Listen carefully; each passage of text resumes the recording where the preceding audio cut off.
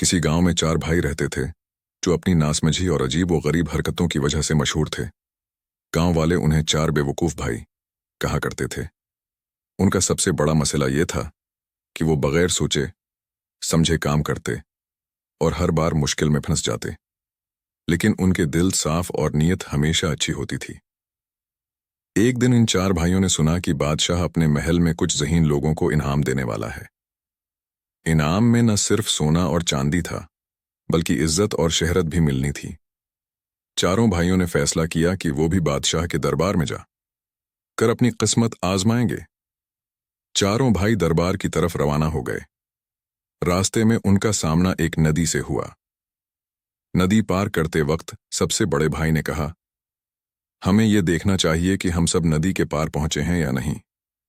चनांचा उसने सब भाइयों को गुना, लेकिन भूल गया कि खुद को गुनना भी जरूरी है।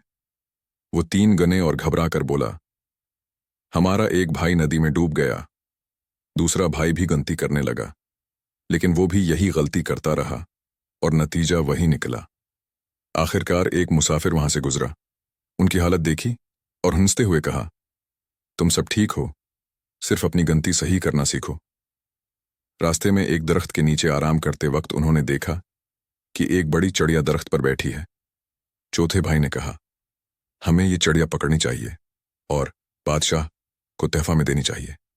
वो सब चिड़िया को पकड़ने के लिए दरख्त पर चढ़ने लगे, लेकिन अपनी नाहिली की वजह से एक दूसरे पर गिर गए और जमीन पर आ गए। गांव के एक बुजुर्ग ने देखा और कहा, पहले मंसूबा बनाओ, फिर काम करो, वरना नुकसान उठाओगे।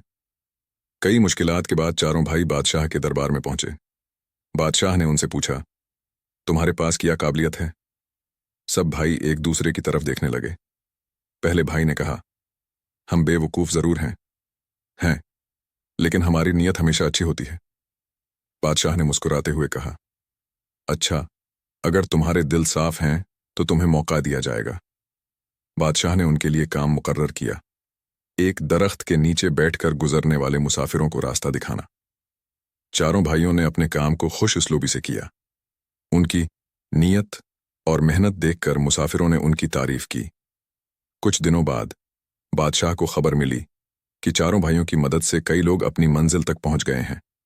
बादशाह ने उन्हें इनाम दिया और कहा, चाहे तुम कितने ही बेवकूफ क्यों ना हो, अगर तुम मेहनत और नेक नियति से काम करो तो कामयाबी तुम्हारे कदम चूमेगी।